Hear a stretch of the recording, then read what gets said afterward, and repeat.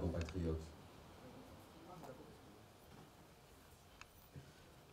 Il y a 35 ans, presque jour pour jour, la conférence nationale adoptait le multipartisme, mettant ainsi fin au règne du parti unique qu'avait instauré le président Albert Bernard Bongo en mars 1968 avec la création du Parti démocratique gabonais PDG, et lequel lui-même abrogeait le multipartisme que le Gabon avait connu dans ses premières années d'indépendance. 35 ans après, que reste-t-il des rêves de liberté, des rêves de démocratie, des rêves d'alternance et d'état de droit qu'avaient porté les acteurs de ce moment fort de la vie démocratique de notre pays? À chacun de répondre à ces interrogations, tant sont riches tous les aspects qui ont jonché notre marche commune depuis mars-avril 1990. Il reviendra de même aux historiens de procéder à une lecture scientifique des causes exactes ayant conduit au blocage de l'alternance et aux différentes crises post-électorales.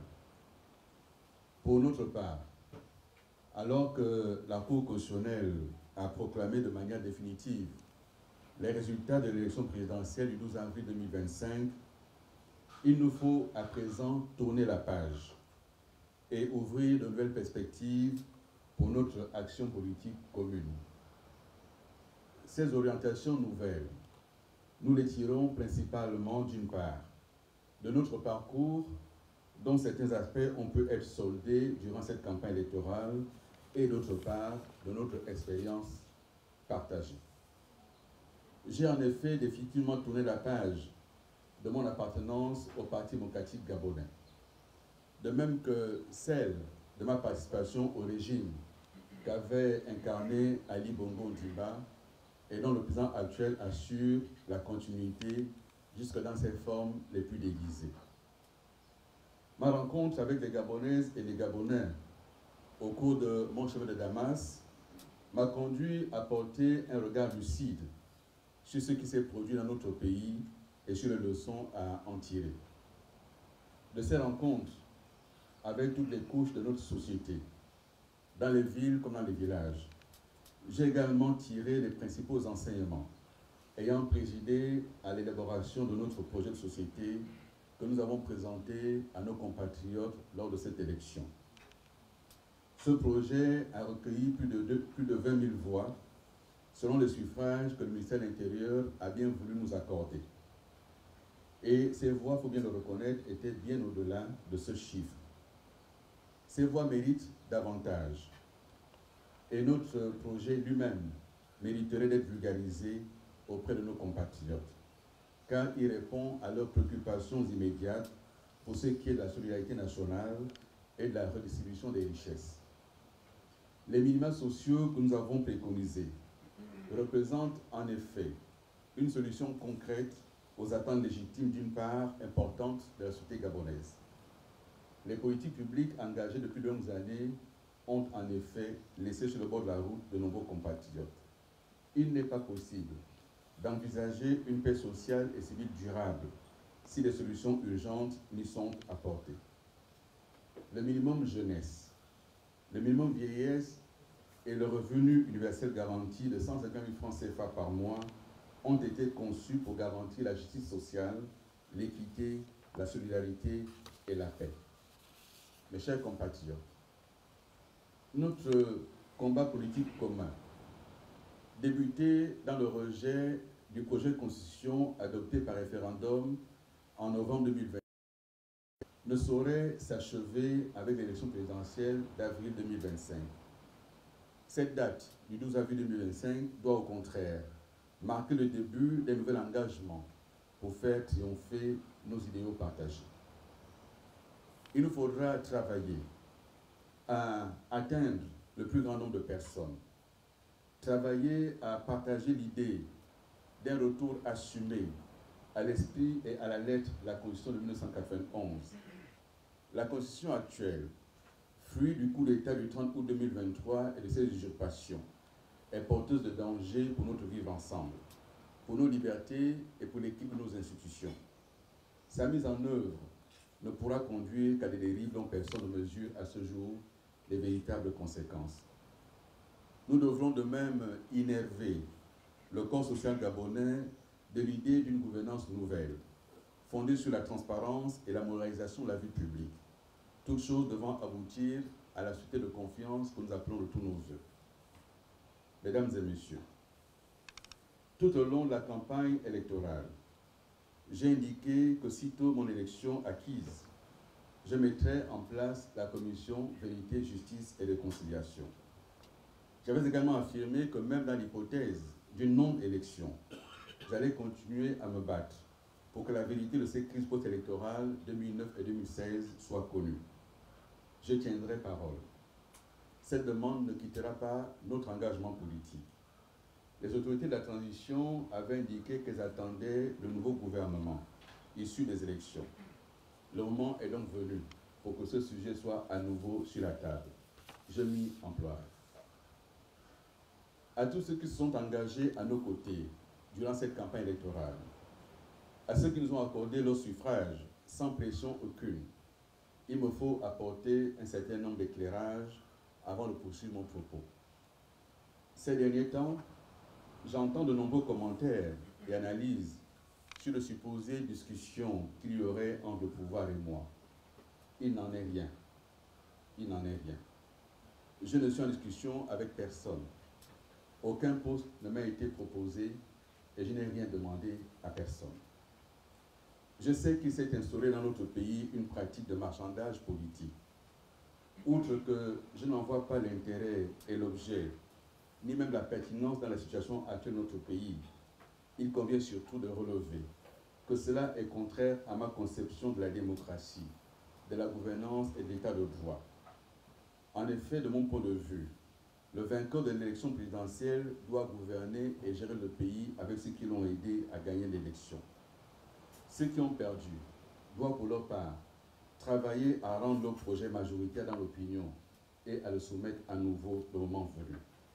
C'est de cette façon, et de cette façon seulement, que la clarté reprendra ses droits dans la classe politique gabonaise. C'est de cette façon également que nous mettrons un terme aux confusions. Qui plus est, le résultat octroyé par les organisateurs du scrutin, ayant tout d'un plébiscite, sachons raison garder et laisser à César ce qu'il s'est attribué, y compris par la ruse. Je ne suis donc pas favorable à des discussions qui n'auraient pour seule finalité que de renforcer la défiance des populations à l'égard de la classe politique.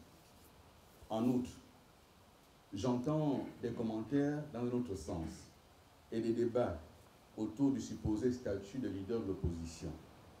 Là également, et en toute cohérence, je ne me sens nullement concerné par une telle proposition. Le choix d'un régime présidentialiste ne peut qu'aboutir à l'absolutisme, c'est-à-dire à l'absence de tout contre-pouvoir institutionnel. C'est le pouvoir absolu d'un seul sur tous. Ce choix a été voulu par les dirigeants actuels. Or, toute notre démarche a consisté à nous opposer de manière ferme à cette constitution. Nous l'avons fait durant le débat référendaire. Nous l'avons fait après le débat référendaire. Il est donc évident à nos yeux que l'essence de notre combat, c'est de refuser cette constitution et ses conséquences. Par ailleurs, je ne suis pas ouvert à l'idée d'endosser un rôle taillé sur mesure pour plaire au prince. Si cela chante à certains de s'y conformer, cela ne correspond pas à ma vision politique. Face à un régime absolutiste, il n'est de contre-pouvoir que le peuple. Nous nous tiendrons à ses côtés. C'est là où se trouve désormais notre place. Mes chers compatriotes, les suffrages que nous avons obtenus de nos compatriotes nous obligent. Ils nous obligent.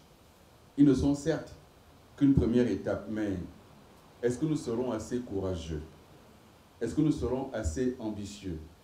Est-ce que nous serons assez sages pour nous en saisir et regarder ensemble vers l'avenir avec lucidité et gravité?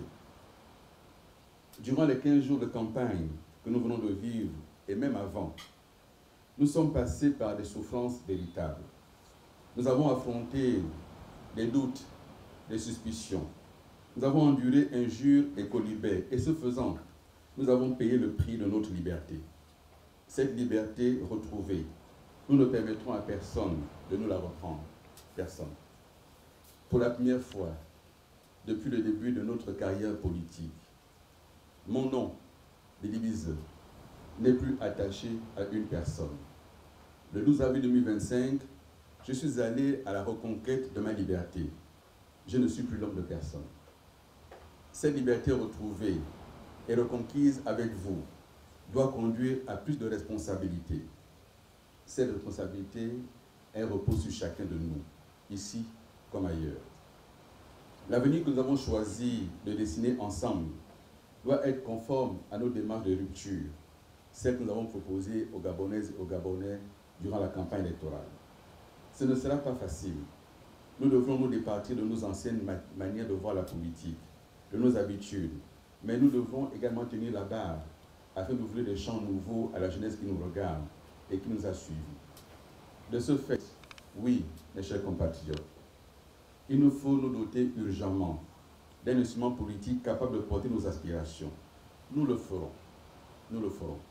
Et la semaine prochaine, nous déposerons les instruments de création de notre parti politique auprès du ministère de l'Intérieur, comme le veut la loi en vigueur. 15 jours après ce dépôt des instruments, nous lancerons une campagne d'adhésion à notre parti qui, conformément à la volonté de beaucoup d'entre vous qui ont été consultés, devra prendre le nom, l'appellation Ensemble pour le Gabon, en lieu et place de la plateforme qui a porté jusque-là notre combat politique. Ce faisant, nous devons nous monter à la hauteur des espérances que nous avons allumées en notre peuple. Nous n'avons pas gagné l'élection, nous avons conquis le cœur des Gabonaises et des Gabonais. Soyons dignes de cela. Soyons dignes de la jeunesse qui a cru en nous, des cadres qui ont pris l'engagement de nous accompagner, des retraités qui ont cru à notre combat. Soyons dignes et ne décevons pas. Ce rendez-vous que nous prenons avec l'histoire, nous devons avoir conscience qu'il engagera des centaines, voire des milliers de vies, des centaines, voire des milliers de vies. Sachons nous montrer à la hauteur, car nous devons ouvrir pour notre jeunesse de nouvelles espérances. En refermant la page du 12 avril 2025, c'est aussi une époque qui pour nous se referme. Le moment est arrivé d'ouvrir une page nouvelle de notre histoire commune. Je m'y engage et je compte sur le soutien de chacun de vous. Je m'y engage en sollicitant la bénédiction de Dieu sur notre pays.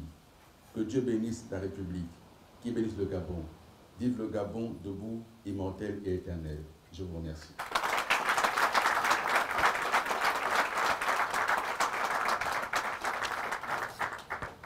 Merci. Je vois que nos amis journalistes sont là et ils sont pressés de prendre le micro pour les questions. On va en prendre quelques-unes.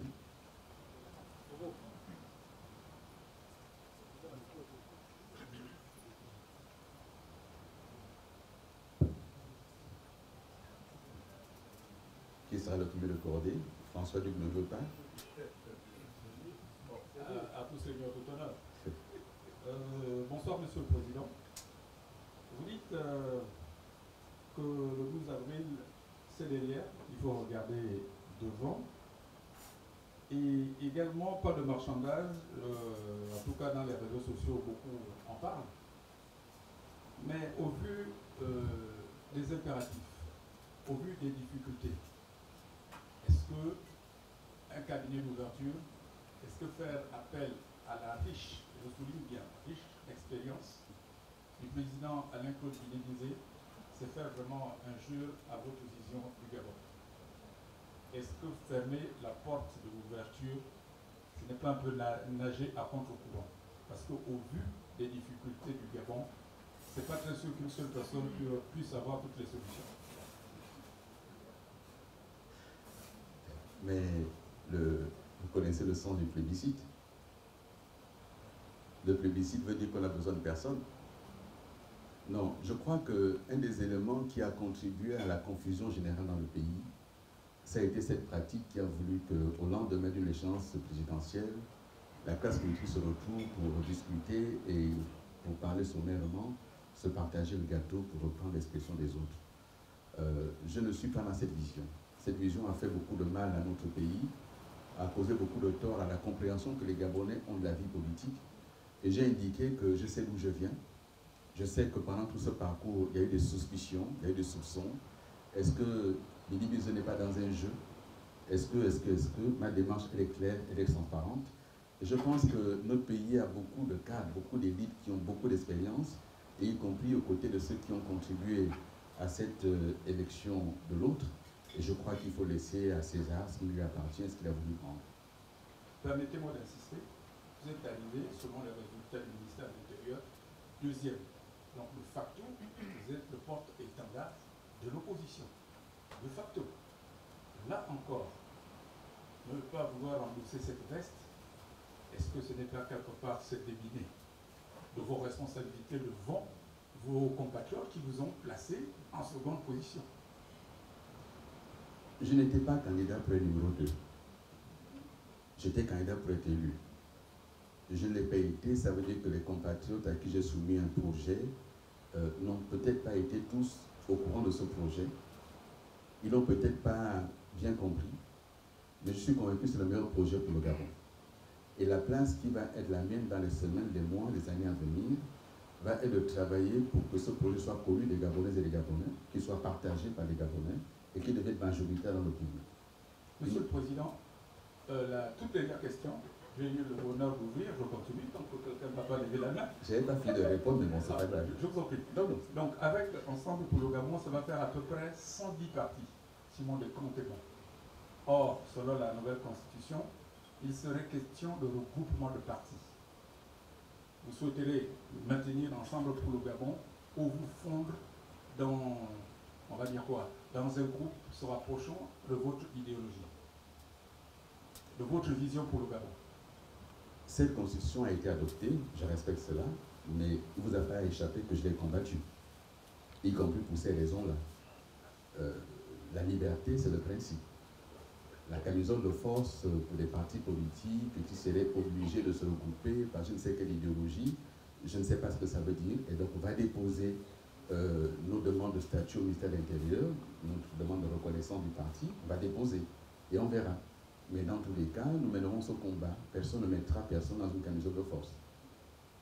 Merci.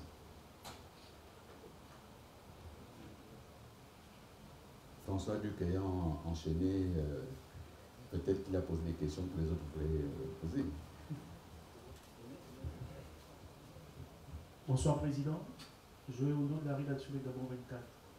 Alors ma question était sur le fait qu'il y a un de vos anciens collaborateurs tout au long de la campagne qui vous accusait d'avoir... La campagne est finie, monsieur. Oui, tout à fait. C'est fini. Bon, parce que certains Gabonais veulent la avoir campagne est terminée, monsieur. La Président. campagne est terminée, je viens de le dire. Je n'y reviens pas. On regarde vers l'avant. Merci.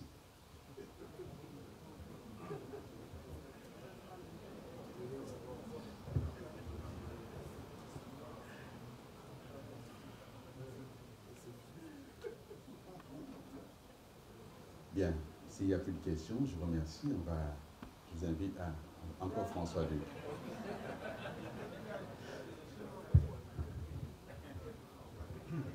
En regardant le calendrier, les prochaines joutes électorales, ce sont donc les législatives, les sénatoriales et les municipales. D'abord, avant de vous poser la question relative à ces questions, que pensez-vous du fait que, normalement, la transition s'achève avec l'élection présidentielle? Mais il s'avère que les mandats des parlementaires de la transition et des élus, et des responsables locaux, il y a eu prolongation. Que pensez-vous de cette prolongation? Et ensuite, pour Ensemble pour le Gabon, est-ce que les législatives qui se pointent à l'horizon, ça va être le second rendez-vous avec l'histoire? Là, vraiment, j'ai terminé. Bon, d'abord, ne parlons pas de mandat, déjà. Ensemble pour le Gabon, en décembre 2024, le 18 décembre 2024, a pris position sur la question du calendrier de fin de la transition. Et me semble-t-il, le 27 décembre 2024, nous avons proposé et déposé sur la table du plan de la transition notre projet de calendrier. Pour nous, Ensemble pour le Gabon, l'élection présidentielle aurait dû être le point final pour ce qui est de la transition et non pas le commencement. La conséquence d'avoir commencé par l'élection présidentielle, c'est que le serment sera prêté devant une cour constitutionnelle à caution. C'est que la gouvernance se fera là devant un parlement à caution. Et donc la transition se poursuit et n'est pas terminée. Elle sera terminée quand on aura renouvelé de manière démocratique les autres institutions. Et donc il y a ce qui est proclamé et il y a les faits. Ils ont proclamé la fin de la transition avec l'élection présidentielle, mais le fait est que les institutions de la transition se poursuivent. Le serment sera prêté devant les institutions de la transition. Le gouvernement qui sera mis en place lorsque celui qui fait office de vice-président du gouvernement se présentera, ce sera devant un parlement de la transition. Les premières lois qui seront présentées et votées seront devant un parlement de la transition. Et donc pour nous, ça pose 1000 problèmes. D'abord un problème juridique majeur et un problème politique. Mais il y a des choix qui ont été faits et chacun assume ses choix devant l'histoire. S'agissant du rendez-vous pour les élections législatives, Ensemble pour le Gabon et ses partenaires décideront pour ce qui est de ces élections-là. Pour nous, c'est une élection pour élire les députés, les maires, les sénateurs, mais comme je l'ai indiqué, la nouvelle constitution, elle est présidentialiste. Et donc, elle a supprimé, elle a enlevé toute substance au Parlement, notamment le pouvoir de contrôle d'action du gouvernement. Et donc, s'il y a des candidats, on verra comment investir des candidats, mais ce n'est pas pour nous un élément majeur. Vous voyez ce que je veux dire? L'élément majeur viendra après cette première élection pour deux raisons. Nous sommes une formation politique nouvelle, il nous faut nous implanter sur le terrain, et donc on ne va pas commencer à faire de cette première échéance une échéance majeure. Ça pourra être une échéance test pour voir comment nous sommes implantés, on ne va pas la bouder, on ne va pas la refuser. S'il y a des candidats qui sont bien implantés, on va les accompagner, on va les investir. Mais l'élection majeure pour nous viendra après ce renouvellement, pourvu que le calendrier soit tenu.